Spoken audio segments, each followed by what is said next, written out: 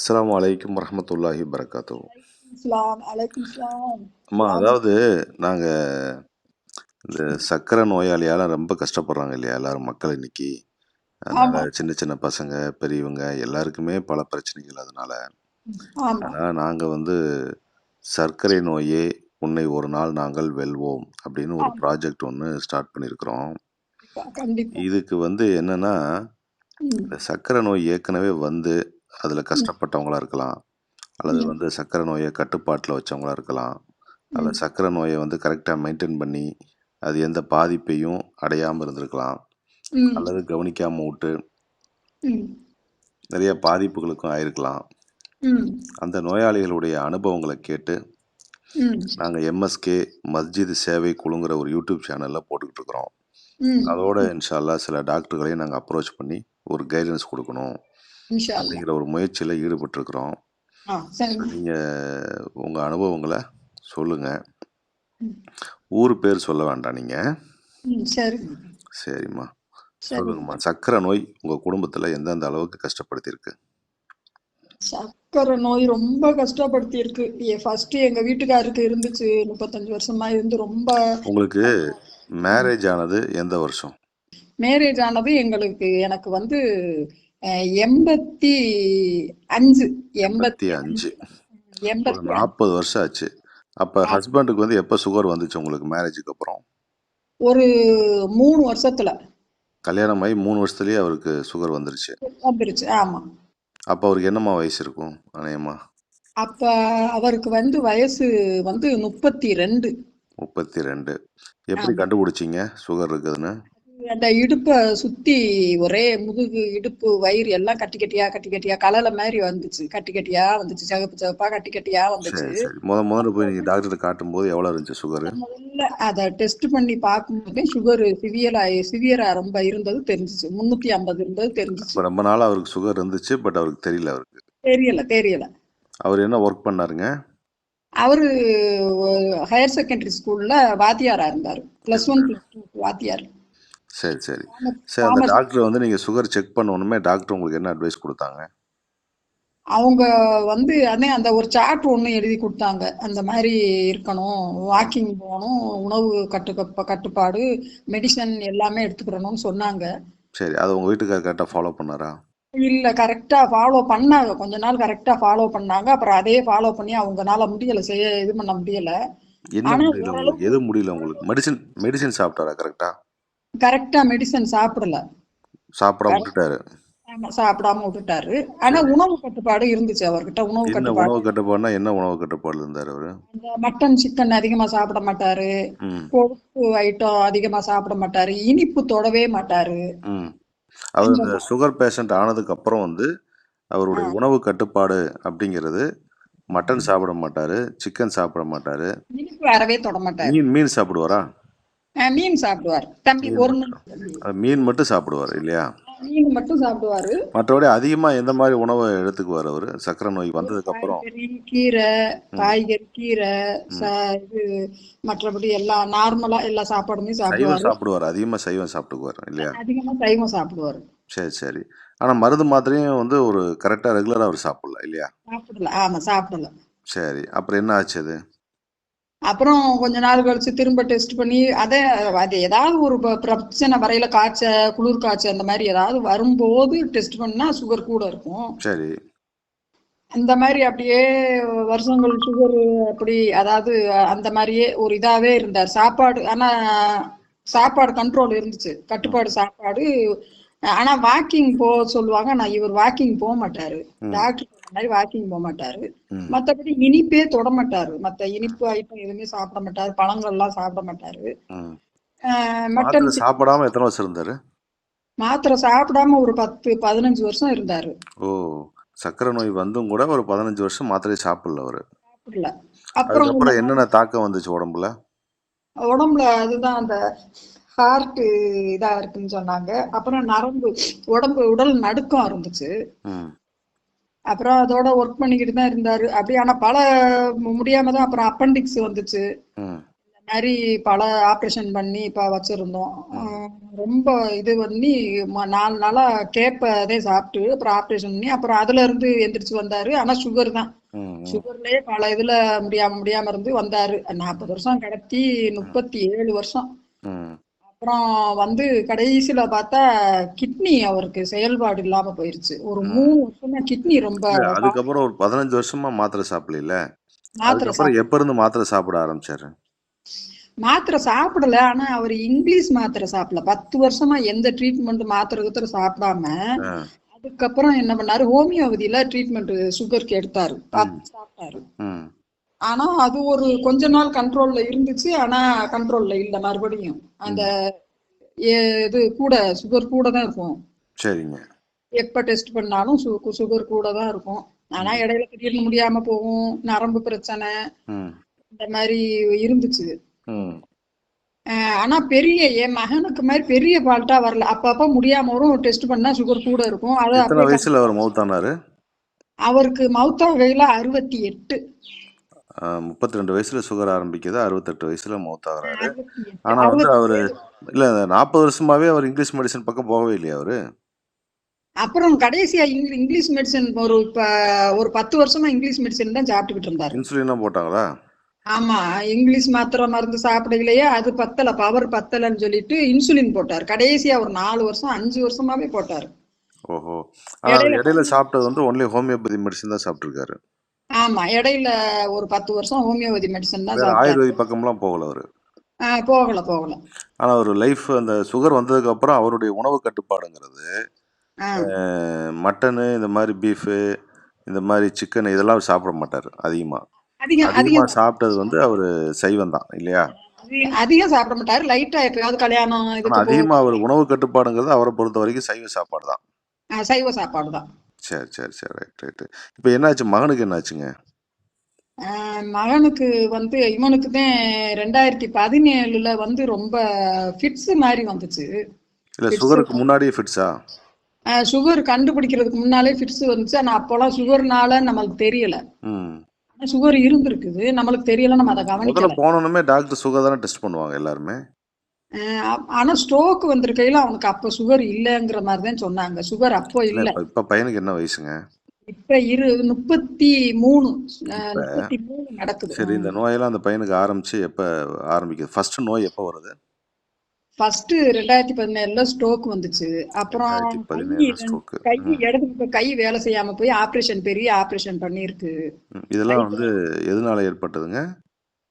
எதனாலனே அவங்க கண்டுபிடிக்கவே முடியல. அந்த ஸ்ட்ரோக் ஃபர்ஸ்ட் தலைவலி, ம். ஃபிட்ஸ் ம்.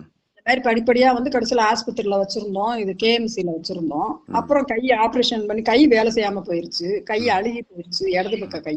ம். அதை ஆபரேஷன் பண்ணி இது பண்ணி எல்லாம் மெடிசன் மாத்திரை மருந்து எல்லாம் சாப்பிட்டுக்கிட்டு இருக்கையிலே ஒரு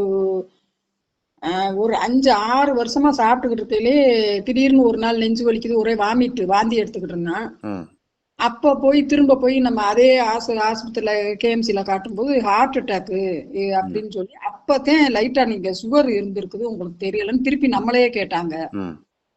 ஆமா சர்க்கரை இருந்ததை நீங்க கவனிக்கல, இடையில பார்க்கல, டெஸ்ட் பண்ணி பார்க்கலன்னு சொல்லி அப்பதான் சுகர் இருந்துச்சுங்கிறத 390 இருந்து அட்டாக் ம். வந்து உடனே ஆஞ்சியோ பண்ணணும் ம். அப்படின்னு சொல்லிட்டு ஆஞ்சியோ பண்ணி பார்த்துட்டு ஒரு இடத்துல சிவியர் அடப்பு இருக்கு, இன்னொரு இடத்துல லைட்டா. ம். அதனால மெடிசன் விடாம சாப்பிடணும்னு சொல்லிட்டு ம். இப்ப இன்ன வரையும் அந்த ட்ரீட்மெண்ட் போய் வந்து 3 மாசத்துக்கு ஒருக்க செக்கப்புக்கு போயிட்டு வந்துகிட்டு மாத்திரை மருந்து ம். சாப்பிட்டுட்டே தான் இருக்காப்ல. ம். என்ன அப்புறம் வருமானம் உங்களுக்கு? வருமானம்? வருமானம் எங்க வீட்டுக்காரரோட இது வருது, பென்ஷன் வருது எனக்கு. சொந்த வீடா? சொந்த வீடு தான். ம்ஹ்ம். நான் திருப்பத்தூர்ல தான் இருக்கேன். எவ்வளவு செலவாகுமா மாசத்துக்கு மருந்து மாத்திரை மட்டும்? மருந்து மாத்திரை மட்டும் எனக்கு மெடிசன் மட்டும் நான் வாங்குற மாத்திரை மருந்துகள் மட்டும் 16,000 வருது. எவ்வளவு நாளைக்கு ஒருக்கா? 16,000 அது எவ்வளவு நாளைக்கு ஒருக்கா? மாசமா? மாசம் ஆர்டர் பண்ணி. மாசம் 16,000 ஆமா 16. எப்படின்னா எல்லா மெடிசனும் சுகர், ஹார்ட் மாத்திரை, நரம்பு மாத்திரை எல்லாம் சேர்த்து டோட்டல். வயசு 32 தான் ஆச்சு. ஆமா 2017னா இப்ப என்ன ஒரு 8 வருஷம் தானே ஆச்சு இந்த நோய்கள் ஆரம்பிச்சு. ஆமா 8 வருஷத்துக்குள்ள இந்த அளவுக்கு தீவிரமாயிருச்சா?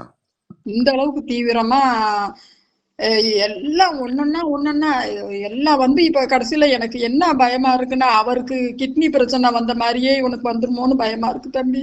ம் எனக்கு அந்த என்ன இனிமே நான் என்னால மனநிலை எனக்கு ம் என்னால தாங்க முடியாது தம்பி. என் பையனை எப்படியாவது வெளியே கொண்டு வரணும். எனக்கு அதுதான் கவலை. நான் அதுக்காக தான் உங்களுக்கு ம் ஃபோன் பண்ணேன். என்ன நான் மாத்திரையிலே அவனுக்கு காலையில எந்திரிச்சா மாத்திரை, நைட்டு பார்த்தா அம்பிட்டு மாத்திரை. ம் என்ன செய்யறதுனே எனக்கு ஒண்ணும் ஓடல. ம் ஒண்ணுமே எனக்கு புரியல. எப்படிதான் இதை விட்டு வெளியே வர்றது? எல்லாமே படிப்படியா ஸ்ட்ரோக் வந்துச்சு, தலைவலி வந்து ம் கையில ஆபரேஷன் பண்ணி, அடுத்து எல்லாம் அந்த ஹார்ட் அட்டாக் வந்து ஆன்ஜியோ பண்ணி, ம் இப்ப எல்லாம் இந்த மாதிரி இருந்து கடைசியில இப்ப போன மாசம் தலைவலி வந்து திருப்பி தலைவலிக்கு போய் நாங்க அவங்க கருவிலியில மிஸ்டேக் இருக்கு, இந்த சுகர் டெஸ்ட் பண்ணி பார்த்தா 400. ம் நான் என்ன மெடிசன் சாப்பிட்டுக்கிட்டே இருக்கேன். ம் சுகர் மாத்திரை காலையில விடாம நானே கொடுத்துக்கிட்டே இருக்கேன். காலையில இரவு காலையிலயும் நைட்டும் விடாம கொடுத்துக்கிட்டே இருக்கேன். ம் அப்படி விடாம எல்லா மாத்திரையெல்லாம் கரெக்டா கொடுத்துக்கிட்டு இருக்கையிலே திடீர்னு ஒரு நாள் தலைவலி ரொம்ப கடுமையா வந்துச்சு. வந்தா சரி கண்ணு பிரச்சனையா இருக்குமோ அப்படின்னு சொல்லிட்டு பார்த்தோம். அங்கே டெஸ்ட் பண்ணி பார்த்தா சுகர் 400 இருக்கு. ம் கண்ணுக்கு ட்ரீட்மெண்ட் பண்ண முடியாது. கருவிலியில ஏதோ ரெட்டினாவுல பிரச்சனை இருக்கு. அது எதனாலன்னா சுகர் ரொம்ப நாளா உங்களுக்கு கூடவே இருந்திருக்கு, அதை நீங்க கவனிக்கல ம் அப்படின்னு. என்னம்மா சுகருக்கு நாங்க மெடிசன் எடுத்துக்கிட்டு தானே இருக்கோம் ம் அப்படின்னு சொன்னேன். இல்ல அந்த மெடிசன் எல்லாம் பத்தாது, நீங்க போய் நேரா சுகர் டாக்டர் மறுபடியும் பாருங்க, ம் கன்சல்ட் பண்ணுங்க அப்படின்னு சொல்லிட்டு திரும்பி சுகர் டாக்டர்கிட்ட அலைஞ்சு போய் பார்த்தா அவங்க வேற இன்னொரு மாத்திரை ம் அது எப்படின்னா இன்சுலினுக்கு பதிலா, ம் ம் அதாவது இன்சுலின் போட்டா எப்படி கரெக்டா சுகர் நார்மலுக்கு வரும் அந்த மாதிரி ம் ம் அதே இதுல இன்சுலின் பவர்ல உள்ள சொல்லி அது இந்த வருஷம் தான் வந்திருக்கான், வெளிநாட்டுல இருந்து ஓ வந்திருக்கான். ம் அது கூட சேர்த்து கொடுத்துருக்காங்க. காலையில ஒன்னொன்னு சேர்த்து போட்டாதான் ம் ரத்த சர்க்கரை வந்து உடனே சர்ன்னு ஏறாம இருக்கும், நார்மலா இருக்கும். ம் ம் உடனே சர்க்கரை ரத்தத்துல கலக்காதுன்னு அந்த இன்சுலின் போடுற மாதிரியே அது அதுக்கு எவ்வளோங்க பதிலா மாத்திரை ரேட்டு? என்னங்கம்மா தம்பி, என்ன ரேட் அது மாத்திரை விலை? விலை விலை ரேட்டு கூட தான். எல்லாமே சுகர் மாத்திரை எல்லாமே ரேட்டு கூட தான். எல்லாமே இப்போ அதை 600 ரூபா. போட்டதுக்கப்புறம் சுகர் கண்ட்ரோலாக இருக்கா இப்போ? இப்ப ஒரு மாசமா போட்ட பிறகு ம் கொஞ்சம் கண்ட்ரோலா இருக்கு.